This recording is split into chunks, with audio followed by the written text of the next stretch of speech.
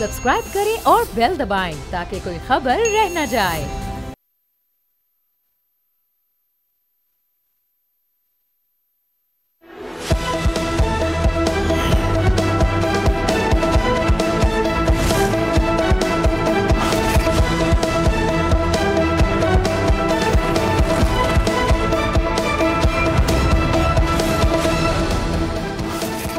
अस्सलाम वालेकुम। प्रोग्राम में खुशामदीद। मैं हूं अब्सा कोमल। हुकूमती दावों, क्रैकडाउन और कार्रवाइयों, काबीना के लंबे लंबे इजलासों और शुगर मिल्स की यकीन दहानियों के बावजूद चीनी की कीमत में मुसलसल इजाफा हो रहा है। जुड़वा शहरों और पंजाब में चीनी की कीमत इस वक्त 200 रुपए से भी तजावुज़ कर चुकी है, जबकि कई शहरों में चीनी इस वक्त दस्तयाब ही नहीं है।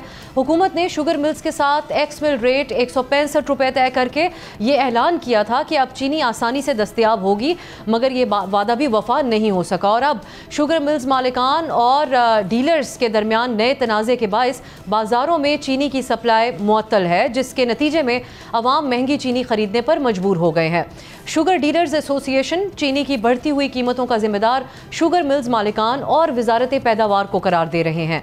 डीलर्स एसोसिएशन के रहनुमा सुहेल मलिक के मुताबिक हुकूमत और शुगर मिल्स जो हैं उनकी मिली भगत से 125 रुपए वाली चीनी 167 रुपए फ़ी किलो के हिसाब से एक्सपोर्ट की गई और अब चीनी का बहरान इस नहज पर पहुंच चुका है कि 31 जुलाई के बाद चीनी का मकामी स्टॉक ख़त्म हो जाएगा।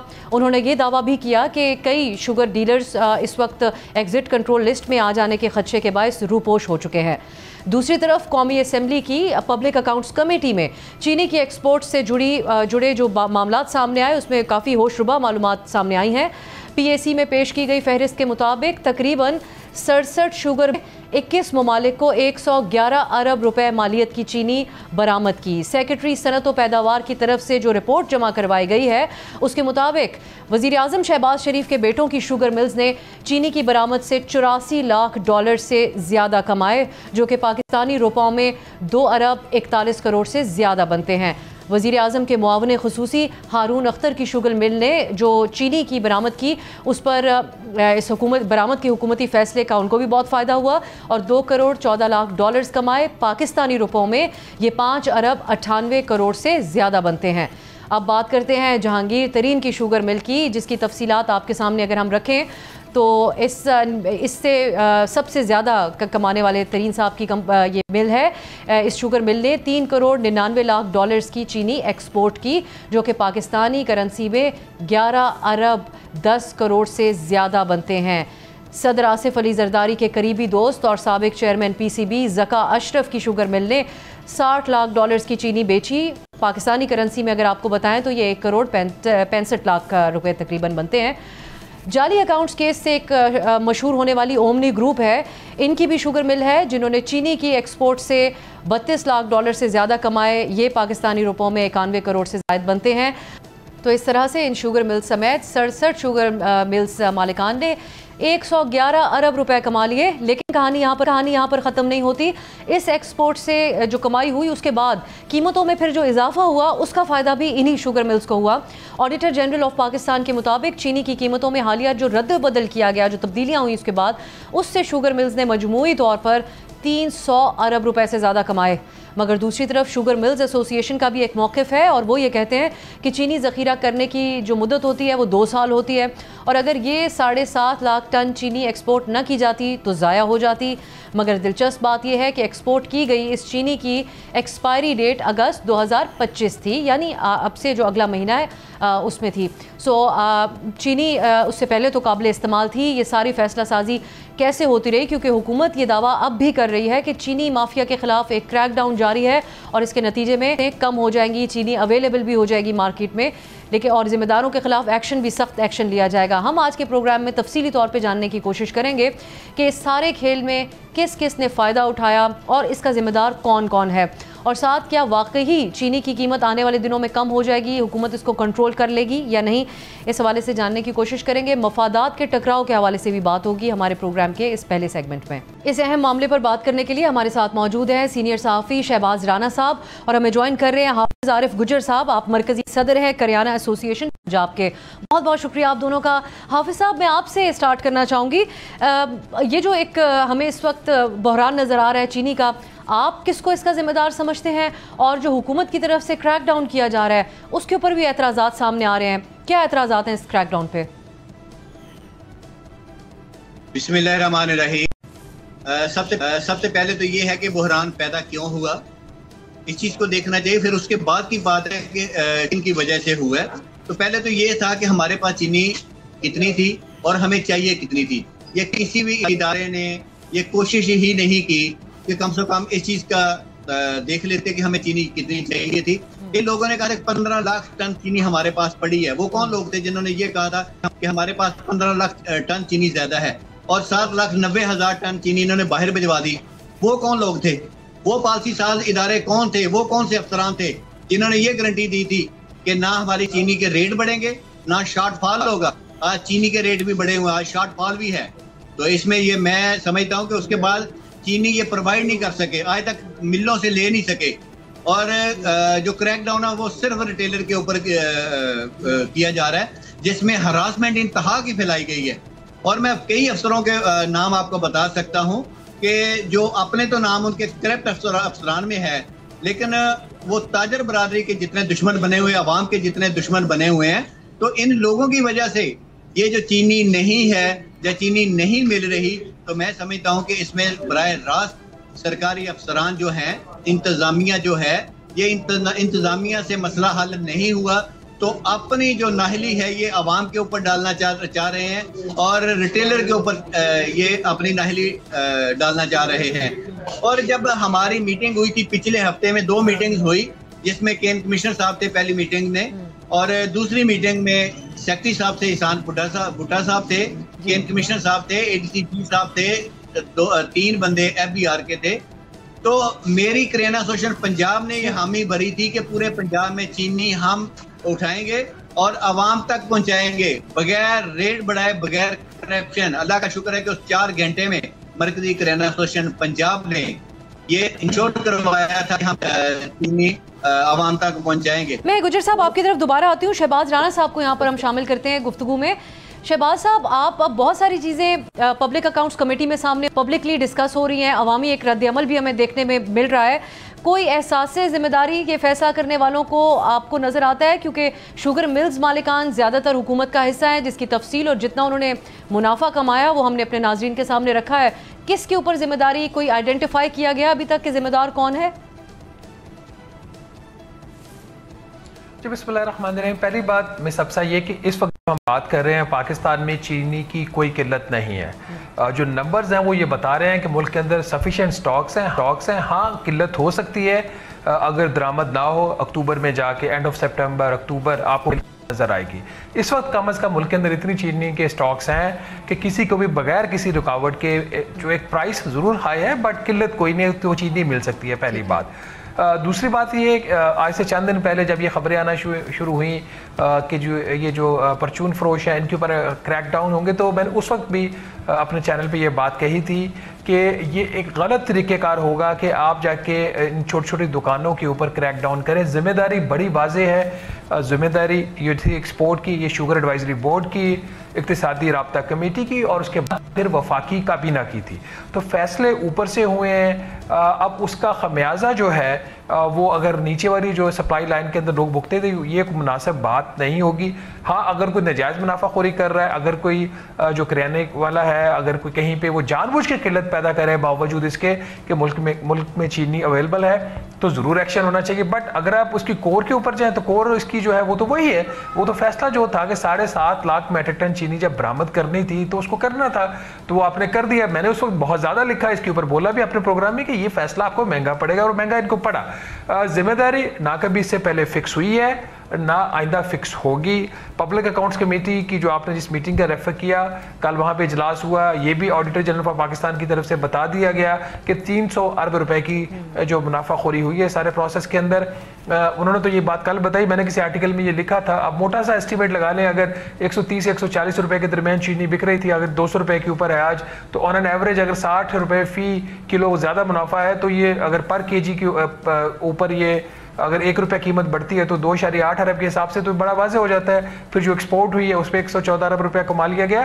تو جتنے بڑے یہاں پہ لوگ موجود ہیں سب اس میں اس کے بینیفیشریز ہیں. تو اس طرح کے معاملات اور وجہ یہی ہے شہباز صاحب آپ کو مسئلے کا کوئی حل اسی لیے نہیں نظر آتا کہ کرتا دھرتا حکومتوں کے اندر ہر بار شامل ہوتے ہیں. کسی کی بھی حکومت ہو کرائسس ہم ہر بار دیکھتے ہیں چینی کا. جی ایگزیکٹلی یہی وجہ ہے نا کہ اب اس کا حل بہت سمپل ہے. پاکستان میں اگر کسی چیز پہ شور پڑنا چاہیے تو وہ گھی کی قیمت بڑھنے پہ پڑنا چاہیے, گندم کی قیمت بڑھنے پہ پڑنا چاہیے. تو جب گھی اور گندم, اس کے بعد تیسری جو آپ کی جو پروڈکٹ ہے آپ کا رائس ہے, چاول ہے, یہ اسینشیل آپ کے پروڈکٹس میں آتے ہیں. گھی کے بغیر آپ کا کھانا نہیں بنتا. کھانے میں ہم گندم کھاتے ہیں یا چاول کھاتے ہیں. اگر ان کی پرائسز ایشو نہیں ہے تو پھر چینی کا کیوں ایشو ہے؟ یہ اس کا ایک بڑا سمپل حل ہے. حکومت اس دھندے سے باہر نکل جائے خدا را. جس طریقے سے انہوں نے پچھلے دفعہ شوگر کین کی قیمت, گنے کی قیمت کو ڈی ریگولیٹ کر دیا, سب اوپر سے یہ چینی کی قیمت کو بھی جب ڈی ریگولیٹ کر دیں گے سارا جھگڑا ختم ہو جائے گا. ٹھیک ہے. یہ حافظ صاحب اب اس وقت یہ جو سٹاک کی بات کر رہے ہیں شہباز صاحب چینی کا, وہ کہتے ہیں کہ وہ وافر موجود ہے. آپ اس پہ کیا کہیں گے؟ ساتھ ہی جو منافع خوری کے اور جو ذخیرہ اندوزی کے الزامات لگ رہے ہیں اس کے حوالے سے کیا کہیں گے؟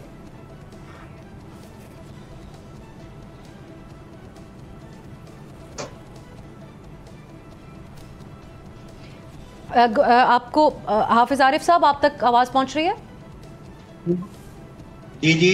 جی فرمائیں کیا کہا؟ جی میں یہ کہہ رہی ہوں کہ یہ جو سٹاک کے حوالے سے بات کر رہے ہیں شہباز صاحب, وہ کہتے ہیں کہ کافی سٹاک چینی کا اس وقت موجود ہے. سو آپ کیا سمجھتے ہیں اس پہ؟ جی بالکل رانا صاحب کی اس چیزوں پہ بہت زیادہ گہری نظر ہے, اور بالکل انہوں نے سچ کہا ہے. ایسا ہی ہے کہ اگر ملوں کی جو کاؤنٹنگ ہے اس کے حساب سے 1 کروڑ 22 لاکھ بوری آپ کے پاس پڑی ہوئی ہے, اور اگر گورنمنٹ کی جو ہے کاؤنٹنگ اس میں 13 لاکھ ٹن چینی ہمارے پاس پڑی ہوئی ہے, تو ہمیں ہر منتھ تقریباً 3.3 لاکھ ٹن چینی چاہیے. تو ہمارے لیے یہ 4 منتھ کے لیے چینی بالکل موجود ہے, پوری ہے, اس میں کوئی شک نہیں کہ کوئی کمی نہیں ہے. اگر ان کی بات یہ سنی جائے کہ 15 لاکھ سے 8 لاکھ ہم نے ایکسپورٹ کر دی, پھر بھی 7 لاکھ ٹن چینی پڑی ہونی چاہیے, اور 13 لاکھ چینی جو بھی ہے ہمارے پاس اس حساب سے 20 لاکھ ٹن ہونی چاہیے. لیکن اگر 20 لاکھ نہیں بھی ہے, ہمارے پاس 13 لاکھ ٹن چینی موجود ہے جو 4 منتھ کے لیے ہماری پوری جو ضرورت ہے وہ پوری کرتی ہے. لیکن بات یہاں یہ آتی ہے کہ ایک تو اگر 1 نومبر کو ملیں چل جاتی ہیں تو ہمیں ضرورت نہیں پڑے گی باہر سے امپورٹ کرنے کی. اگر امپورٹ کر لیتے ہیں تو وہ اتنی مہنگی چینی ہے, یا تو آپ سبسڈی دیں گے, نہیں تو آپ ٹیکس ختم کریں گے. ادھر آپ لوگوں کے آپ گلے کاٹ رہے ہیں کہ ٹیکس دیں, اور ادھر آپ اپنی نااہلی چھپانے کے لیے یہ کام کر رہے ہیں کہ وہ ٹیکس فری کریں گے. تو پھر ادھر چینی 165 روپے کلو ہے, جو باہر سے آئے گی وہ 250 کے قریب آتی ہے. تو اگر آپ کو اس کے 50-60 روپے بھی سبسڈی دیتے ہیں تو پھر بھی عوام کو سستی چینی نہیں ملنی. اور ایک بات اور بھی ہے کہ جو 165 والی چینی بھی ہے ایکس مل ریٹ, وہ بھی سستی نہیں ہے. یہی چینی 120-25 روپے کلو تھی. اور ایک یہ بات بتا دوں کہ پچھلے سال جب گنا مہنگا تھا تو چینی 133 روپے کلو تھی.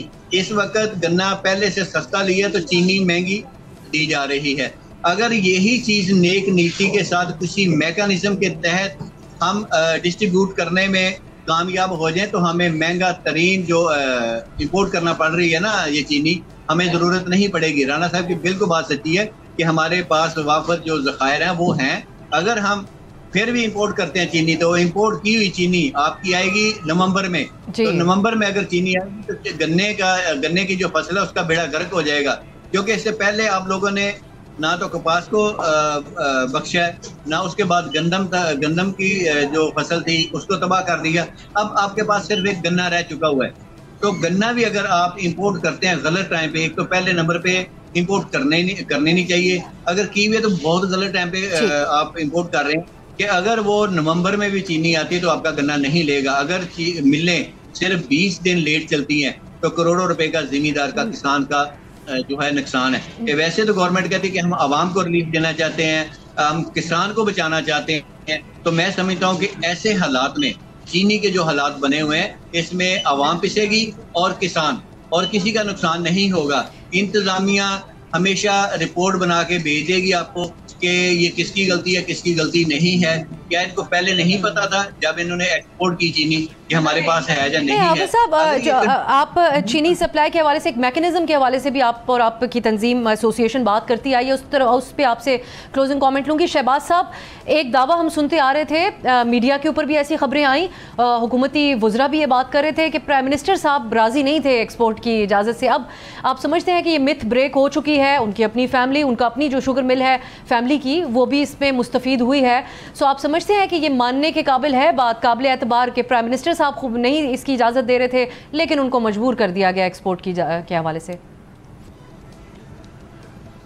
سب سے جب میں یہ سٹوریز کر رہا تھا ایکسپورٹ کے حوالے سے, تو اس وقت جن لوگوں سے بھی میری بات ہو رہی تھی وہ یہی بتا رہے تھے کہ پرائم منسٹر راضی نہیں تھے, اور انہوں نے کہا کہ یہی وجہ کہ آپ نے دیکھا کہ بیک اینڈ فورتھ یہ معاملہ اسحاق ڈار صاحب کے پاس گیا, ای سی میں بھی گیا, اور پھر جا کے کافی دیر کے بعد یہ فیصلہ ہوا. اب ان کی اپنی فیملی کی پالیٹکس کی کیا ڈائنامکس تھے مجھے اس کا نہیں پتا, but as a matter of fact جو میرے سورسز تھے کافی ریلائبل تھے, وہ واقعی یہ بات اس وقت کہہ رہے تھے. اور ابھی بھی انہوں نے یہ بات, جب دوبارہ ایک کرائسس ٹائپ سچویشن پیدا ہوئی, ایک اسکینڈل ٹائپ ایک ایشو بنا, تو اس وقت بھی انہوں نے کہا کہ ہاں اس وقت وزیر اعظم ایگری نہیں تھے, but he had to agree because of certain compulsions, تو وہ ایگری کر کے, بٹ وہ ایک مجبوراً اس وقت ان کا فیصلہ تھا, ہمیں اس وقت یہ بتایا گیا. بلکہ ایک سٹوری جب میں نے اس وقت کی تھی ایکسپورٹ کے حوالے سے, اس میں نے جب پرائم منسٹر کا ذکر کیا کہ ان کے اوپر بھی یہ رسپانسبلٹی آتی ہے, تو گورنمنٹ کی طرف سے اس پہ کافی مجھے انفارملی ایک ریئیکشن دیا گیا کہ آپ پرائم منسٹر کا نام نہ دیں اس کے اندر, کیونکہ ہی از ناٹ آن بورڈ. میں نے کہا اگر پرائم منسٹر آن بورڈ نہیں تو وفاقی کابینہ کے تو وہی ہے سربراہ ہیں, اگر وفاقی کابینہ کے سربراہ وہی ہیں تو پھر بات جو رسپانسبلٹی ہے انہیں کے اوپر آئے گی. Some how that was a fact. لیکن چونکہ ایک فیصلہ ہو گیا, جب فیصلہ ہو کے اس کی ایکسپورٹ ہوگی, تو as a chief executive of the country, as prime minister of Pakistan, it was his responsibility کہ انہوں نے یہ فیصلہ کیا. یہ کسی بھی مہذب معاشرے کے اندر ہو رہا ہوتا تو یہ ایک مفادات کے ٹکراؤ اور کانفلکٹ آف انٹرسٹ کی بحث اس وقت ہم کر رہے ہوتے, لیکن ہمیں تو بنیادی سطح کے اوپر ہی بات کرنی ہے. حافظ صاحب, کلوزنگ کامنٹ آپ کا چاہوں گی. آپ جو ایک چینی کے سپلائی کے حوالے سے ایک میکنزم بنانے کی بات, مطالبہ پہلے بھی کرتے آئے ہیں, اس حوالے سے کیا کیا حکومت سے آپ کی کیا ڈیمانڈ ہے؟ جی کیا کہا سر, ایک میکنزم کے حوالے سے آپ نے ابھی بھی بات کی کہ حکومت کے ساتھ مل کے, ہمارے ساتھ مل کے ایک میکنزم ان کو بنانا چاہیے, تو اس حوالے سے آپ کی کیا ڈیمانڈ ہے حکومت سے, یا تجاویز اگر آپ پروگرام کے ذریعے رکھنا چاہیں سامنے؟ جی بالکل ایسے ہی ہے کہ ہمیشہ وہ ریٹ خراب ہو جاتے ہیں, وہ چیزیں نہیں ملتی عوام کو, جو جس چیز کا ریٹ گورنمنٹ ڈیسائیڈ کرتی ہے. گورنمنٹ نے حقیقتاً ریٹ کبھی بھی نہیں دیے ریٹیلر کو, یا چینی کے یا دالوں کے, جس کی وجہ سے آپ 70 سال سے یہ آپ کوئی بھی خبر دیکھتے ہیں تو یہی آتا ہے کہ ہم چینی چوروں کو نہیں چھوڑیں گے, ہم چینی چوروں کو پکڑ لیں گے, ہم چینی کا یہ کریں گے. تو یہ کون لوگ ہیں جو یہ بیان دیتے ہیں؟ تو ہر سال یہی کام ہوتا ہے. تو اس میں سمپل یہ مسئلہ ہے کہ یا تو ان کو ڈی ریگولیٹ کریں, جو پوری دنیا میں چل رہا ہے, گنا بھی ڈی ریگولیٹ ہو جائے, چینی کی ملیں بھی ہو جائیں, آزاد ہو جائیں. اگر زیادہ چینی ہے تو باہر بھیج دیں, اگر کم ہے تو باہر ادھر منگوا لیں. اگر یہ بھی کام نہیں کر سکتے یا کرنا نہیں چاہتے, اشرافیہ اور مافیا, ہماری بدقسمتی ہے کہ پاکستان میں ایک چیز کا دونوں نام ہے. ہر بار باہر کے ملکوں میں یہ ہوتا ہے کہ مافیا الگ ہے, اشرافیہ الگ ہے, تاکہ مافیا کو کنٹرول کیا جائے. تو جب اس ملک میں یہ دونوں ہی ایک ہو جائیں گے تو پھر اس عوام کا اللہ ہی حافظ ہے. اب تو یہ چیز ہو سکتی ہے کہ مل آنر, ڈیلر, ہولسیلر, ریٹیلر اور گورنمنٹ کے نمائندے, یہ 4 اسٹیک ہولڈر بیٹھ جائیں. یہ آخری میں جو آپ بات کر رہے ہیں یہ اب تک نہیں پہنچ پائی, لیکن حافظ عارف گجر صاحب بہت بہت شکریہ, آپ نے تجاویز بھی ہمارے پہنچائی حکومت تک. شہباز رانا صاحب ہمارے ساتھ شامل تھے اس پروگرام میں, بہت بہت شکریہ آپ دونوں کا. ناظرین, آپ نے گفتگو سنی. کریک ڈاؤن اگر کرنا ہے تو اصل ذمہ داروں کے خلاف ہونا چاہیے, انصاف کے تقاضوں کو مد نظر رکھنا چاہیے, بالخصوص ریٹیلرز کے خلاف جو اس وقت ایکشن لیا جا رہا ہے. یہی ڈیمانڈ حافظ گجر صاحب نے بھی اس پروگرام کے ذریعے کی. ایک بریک کی طرف جاتے ہیں, بریک کے بعد ہم ملکی سیاست کے حوالے سے بات کریں گے.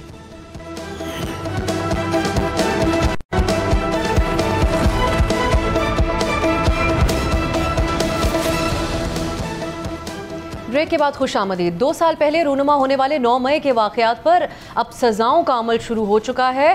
آج ہم جاننے کی کوشش کریں گے کہ ان 2 سالوں کے بعد پی ٹی آئی بطور جماعت آج کہاں پر کھڑی ہے.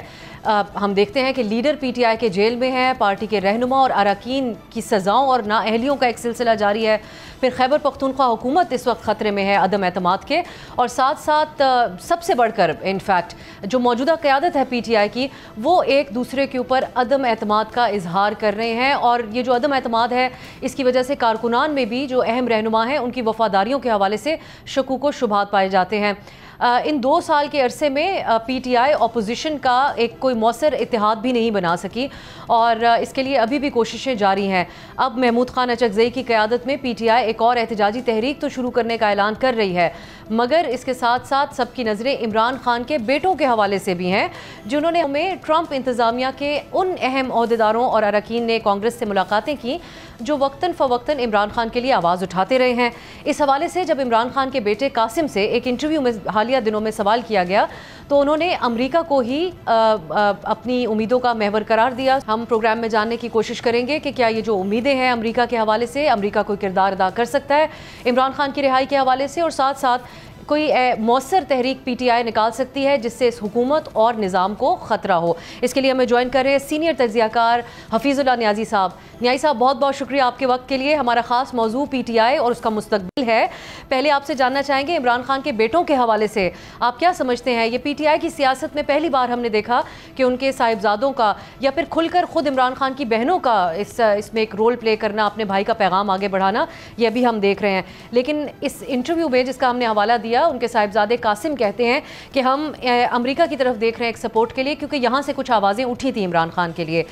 کوئی کردار ادا کر سکتا ہے آپ کی نظر میں امریکہ عمران خان کی رہائی کے لیے؟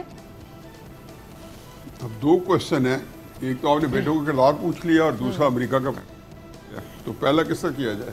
آپ امریکہ سے سٹارٹ کریں۔ امریکہ کچھ بھی نہیں کر سکتا۔ شکیل آفریدی جو ہے اس سے بڑا ہی امریکہ کا کوئی اس وقت سرمایہ ہے، کیا لے لیا پاکستان سے؟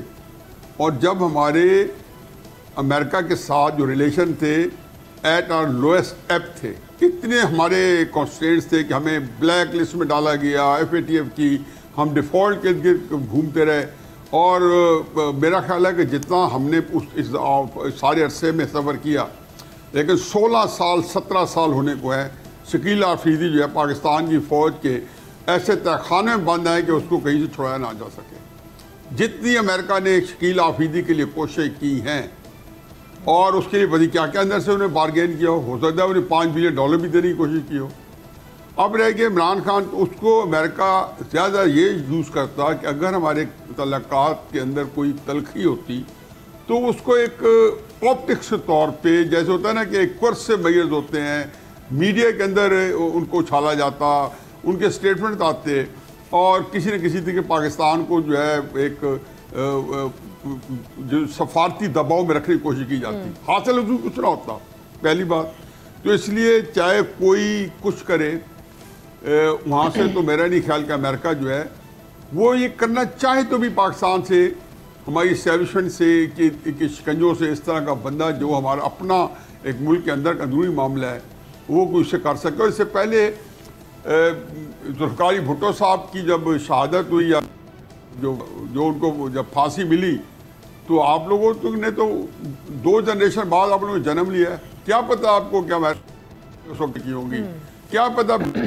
دنیا جو ہے وہ کی ہوں گے ایفرٹس اس میں ہوں گی، اور کتنی دنیا جو ہے وہ سمجھتے تھے، لوگ کہتے تھے کہ یہ ناممکن بات ہے۔ ہم جو ان کے شدید مخالف تھے، اور میں اس وقت اسٹوڈنٹ ایکٹیوسٹ تھا، ہمارا دل کی گہرائیوں سمجھتے تھے کہ بھٹو صاحب کو پھانسی مل جانی چاہیے مخالف ہونے کی وجہ سے، لیکن ہم اندر سے کہتے تھے کیسے دیں گے، کیسے ممکن ہے کہ لیکن یہی صاحب ایک چیز تو مختلف ہو گئی ہے نا، ہر بندہ پاکستان کے اندر پہلے پی ٹی آئی کے عارف الوی صاحب ہوں، ذوالفقار صاحب، وہ آواز اٹھا رہے تھے باہر جا کر، یا ان کے وہاں کے جو رہنما امریکہ کے اندر جو یہ کانگریس مین سے ملاقاتیں ہو رہی تھیں، لیکن اب یہ فرق ہے کہ ان کے بیٹے گئے ہیں اور وہ انسانی بنیادوں کے اوپر اپنے والد کے لیے بات کر رہے ہیں، سو اس سے کوئی فرق پڑے گا؟ پھر ان کے بیٹے پاکستان آئیں گے یا ان کو آنا چاہیے؟ اس پہ آپ کا کیا تبصرہ ہے؟ نہیں، میں دیکھ رہا ہوں دوسری طرف میں بعد میں آتا ہوں، وہ ایک اور بالکل ایک پیرائے میں سوال ہے کہ ان کو پاکستان آنا چاہیے نہیں آنا چاہیے۔ میں اس کو دوبارہ پھر ایک جملہ کہتا ہوں کہ اصل کرائسس یہ جو انسانی حقوق ہیں، غزہ کے اندر انسانی حقوق نظر نہیں آ رہے نا امریکہ کو، تو یہ ایک ریلیٹو ٹرم ہے. میں جن کو غزہ کے انسانی حقوق سمجھ نہیں آ رہے, جہاں پہ لوگ جو ہے بچے جو ہیں بلک بلک کے جو ہے بھوکے مارے ہیں, ایک سٹاویشن ہے, ایک قحط کا نظام ہے وہاں پہ. تو وہاں پہ آپ شکیل آفریدی کی میں نے مثال دی ہے. تو آپ جس اینگل سے مرضی آئیں, انسانی اینگل تو وہ امریکہ ان کے اپنے جو ساروں نے بتا دیا نا, اسحاق ڈار سے کوشچن کیا تو اس نے کہا جی آپ نے اس کو رکھا ہوا ہے. اس نے کہا جی آپ نے عافیہ کو رکھا ہوا ہے. اگر ہمارا کورٹ سسٹم فلاڈ ہے تو آپ کا کورٹ سسٹم کون سے کوئی اچھا ہوگا؟ آپ کا ڈیو پروسیس جو ہے پورا ہوا ہے تو ہمارے یہاں یہ نیائی صاحب جو موازنہ ڈار صاحب نے کیا ہے عمران خان کا عافیہ صدیقی کے ساتھ, آپ ڈار صاحب کی طرف سے اس موازنے سے اتفاق کرتے ہیں جو انہوں نے یہ کمپیریزن ڈرا کیا ہے عمران خان اور عافیہ صدیقی؟ نہیں, یہ نہیں کیا آپ نے. آپ پہلے سوال تھا میں اس سے دیکھو ان کے پاس جو الفاظ کا جو ہے چناؤ, اس کو آپ اب کیا جواب دیتے؟ انہوں نے ان کو یہی جواب, انہوں نے کہا جی عمران خان نہیں چھوڑا جا سکتا. انہوں نے کہا جی اس کو آپ نے ہماری عدالتوں سے سزا دی ہے.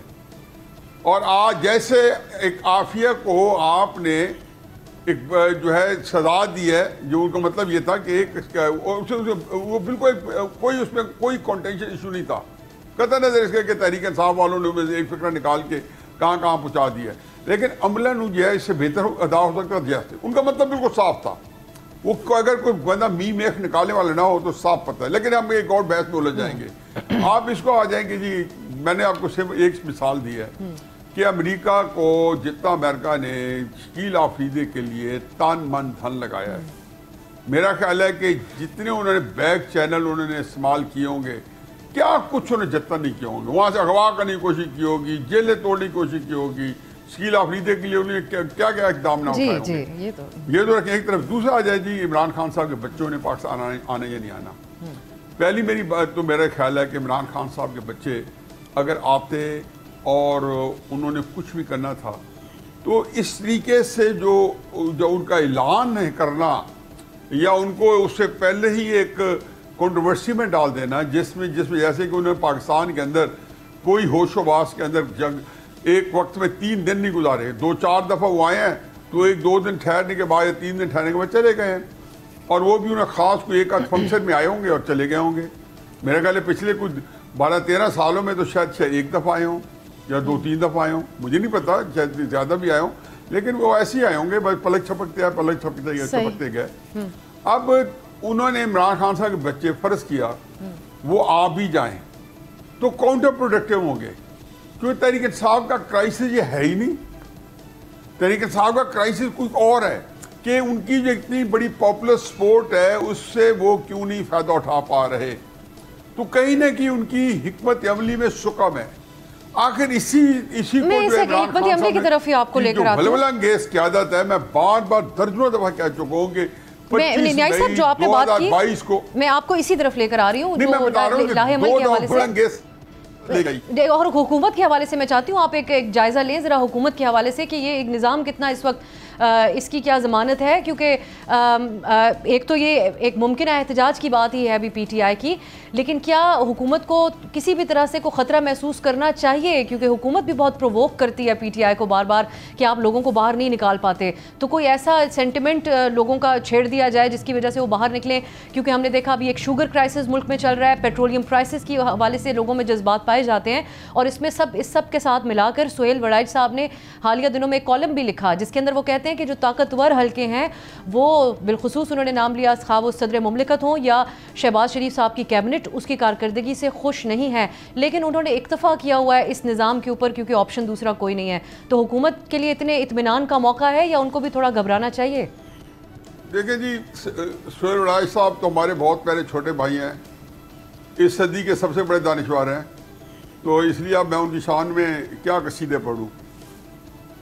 یہ اسٹیبلشمنٹ ہیں جو اس وقت اگر انہوں ایک پیج پہ ہے شہباز شریف کے ساتھ تو کوئی ان کے پاس چوائس نہیں ہے, کوئی احسان نہیں کر رہی, وہ اب سب سمجھنے کی کوشش کریں. مطلب میں ایک پولیٹیکل اینالسٹ ہوں تو میرے دماغ میں یہ بھی تو آنا چاہیے نا, اسٹیبلشمنٹ کے پاس چوائس کیا ہے.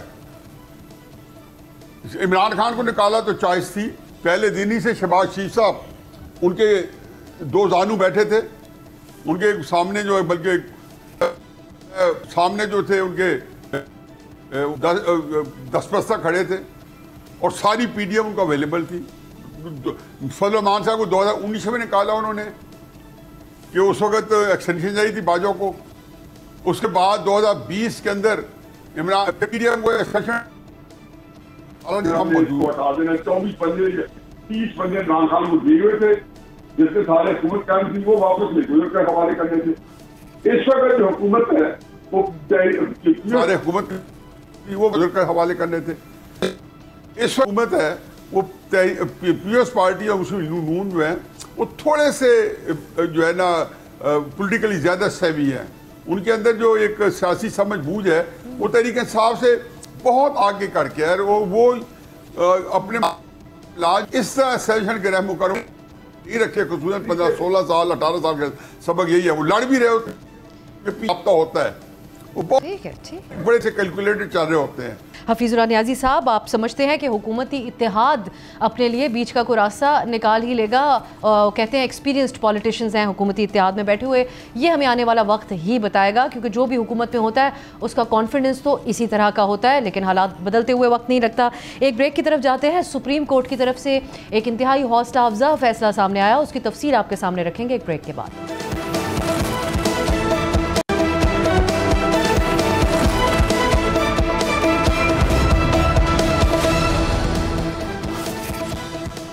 ब्रेक के बाद खुशामदीद। आज सुप्रीम कोर्ट से एक हौसला अफजा फैसला सामने आया है, जिसे जस्टिस आयशा मलिक ने तहरीर किया।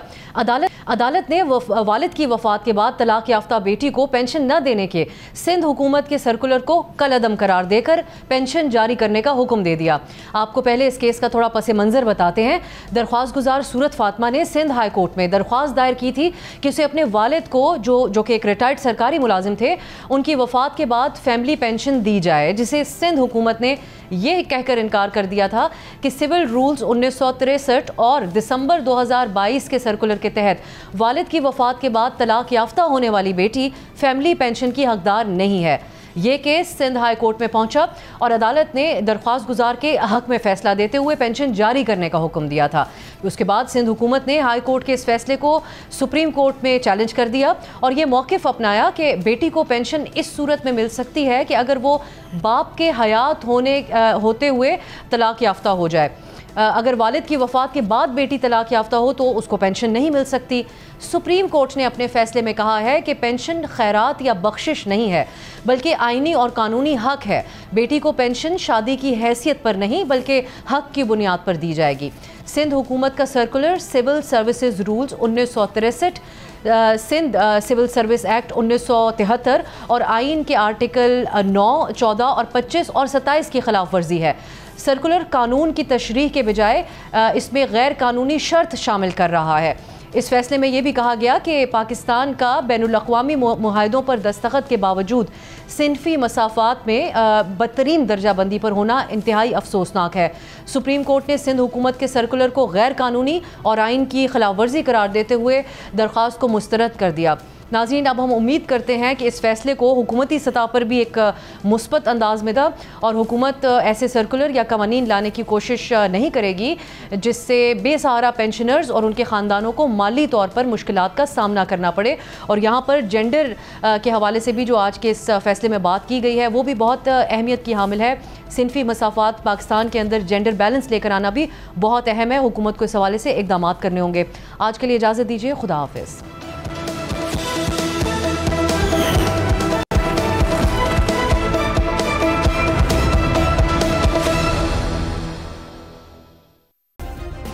सब्सक्राइब करें और बेल दबाएं ताकि कोई खबर रह न जाए।